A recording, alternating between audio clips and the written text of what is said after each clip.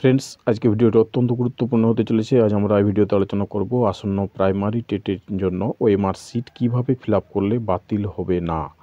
তো ভিডিওটি সম্পূর্ণ মনোযোগ সহকারে দেখার অনুরোধ রইল।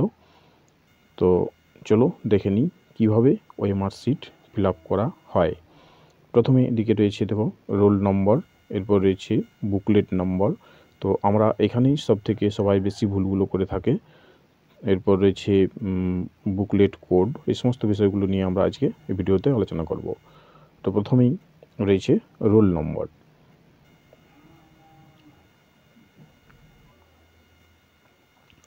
তো এখানে দেখো, ধরে নাও এটি তোমার রোল নম্বর 87000757। তো এক্ষেত্রে কী করতে হবে, প্রথমে উপর থেকে নিচে দেখতে হবে। এদিকে দেখো লেখা আছে রয়েছে, প্রথমে রয়েছে 0 1 2 3 4 5 6 7 8। এটি 8-এর ঘর। তাহলে 8-এর যে গোল বৃত্তটি রয়েছে এটি সম্পূর্ণ ভালোভাবে ভরাট করতে হবে, যাতে বৃত্তটির বাইরেও দাগ না যায় এবং ভিতরেও কোনো ফাঁকা না থাকে। উপর থেকে নিচে দেখতে হবে। এরপর রয়েছে কি 7। তাহলে 7 উপর থেকে নিচে সেমভাবে 7 রয়েছে এখানে। তাহলে 7-এর ঘরটি সম্পূর্ণ ভালোভাবে পূরণ করতে হবে। এরপর রয়েছে 0, এরকমভাবে এগুলি ফিল আপ করতে হবে। এরপর রয়েছে বুকলেট নম্বর। তো এই বুকলেট নম্বরটি সবাই বেশিরভাগ অনেকেই ভুল করে থাকে। এখানে যে নম্বরটি রয়েছে বা অন্য কোথাও যে নম্বর থাকে সেগুলি লিখে করে ফিল আপ করতে শুরু করে, কিন্তু না, এখানে সেটি করলে চলবে না।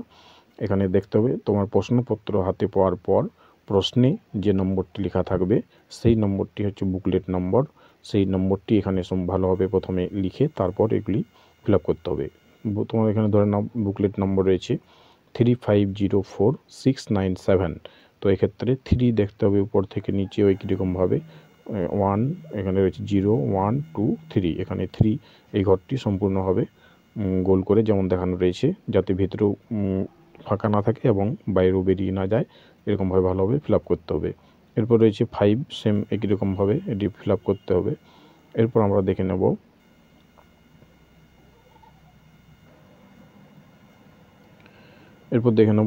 Booklet code. বুকলেট কোড যেমন এখানে রয়েছে এম, তাহলে সেক্ষেত্রে তোমাকে এখানেও এম লিখে করে এই এম যে লেখাটি রয়েছে সেটাতে সম্পূর্ণভাবে গোলভাবে বৃত্তটি ভরাট করতে হবে এবং এখানেও সেম একই রকমভাবে করতে হবে। যদি কারো থাকে এন, এখানে যদি এন লেখা থাকে তাহলে এক্ষেত্রে এন ঘরটি ফিল আপ করতে হবে সম্পূর্ণ গোল করে এবং এখানেও এন করতে হবে। এইভাবে এখানে বুকলেট কোড নাম্বারগুলি ফিল আপ করতে হবে। এখন আমরা দেখে নেব প্রশ্নপত্র হাতে পাওয়ার পর কি করবে।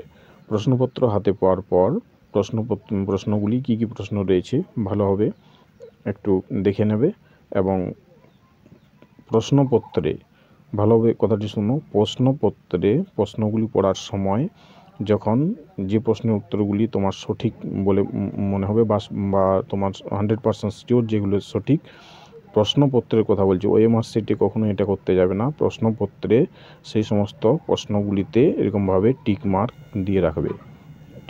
দিয়ে রাখবে যাতে যখন উত্তরগুলি করার সময় তোমার সহজেই চোখে পড়ে যে এগুলি কোন উত্তরটি সঠিক হবে। প্রশ্নপত্রের কথা বলছি, ওএমআর সিটে কখনোই কোনো বাড়তি কখনোই কোনো রকমভাবে কোনো দাগ যেমন না হয়, যেটি করার সেটি ছাড়া। প্রশ্নপত্রে ভালোভাবে টিক চিহ্ন দিয়ে রাখবে এরকমভাবে। আর যেগুলি পারবে না সেগুলি কিছু করার দরকার নেই।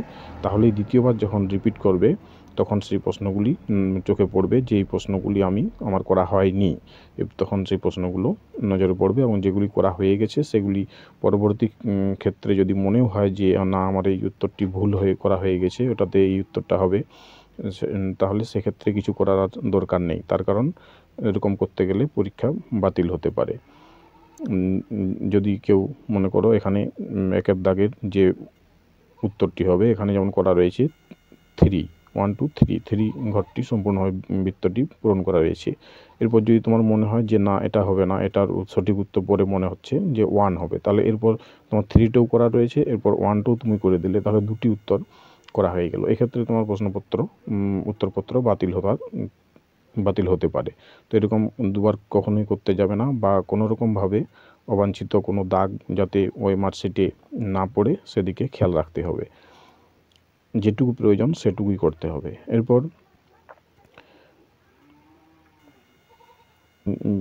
বিশেষ জিনিস যেটি রয়েছে এখানে যেহেতু এই পরীক্ষাতে কোনো নেগেটিভ মার্কিং নেই, সেহেতু কোনো উত্তরেই ছেড়ে আসার কোনো প্রয়োজন নেই।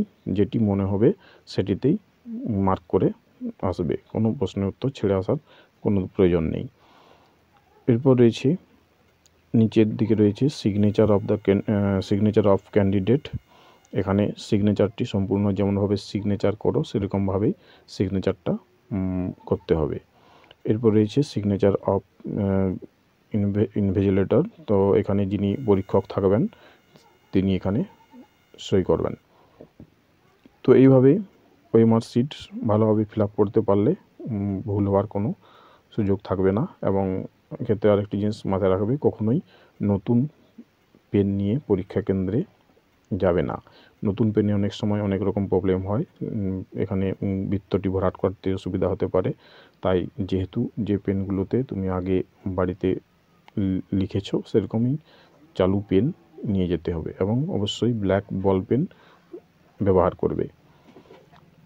তো এই ছিল আজকের ভিডিও, এবং এই ধরনের আরও গুরুত্বপূর্ণ ভিডিও দেখার জন্য তুমি যদি এই চ্যানেলের নতুন দর্শক হয়ে থাকো তাহলেই আমাদের এই চ্যানেলটি অবশ্যই ভিডিওর নিচে থাকা সাবস্ক্রাইব লেখা বাটনটি একবার টিপে চ্যানেলটি সাবস্ক্রাইব করে আমাদের সাপোর্ট করো, এবং পাশে থাকা একটি ঘন্টা চিহ্নটিতে একবার টিপে নোটিফিকেশন অল করে রাখো, যাতে করে এই চ্যানেলের ভিডিও ছাড়ার সঙ্গে সঙ্গে তোমার কাছে নোটিফিকেশন পৌঁছে যায় এবং তুমি এই ধরনের গুরুত্বপূর্ণ ভিডিওগুলো সবার আগে দেখতে পাও।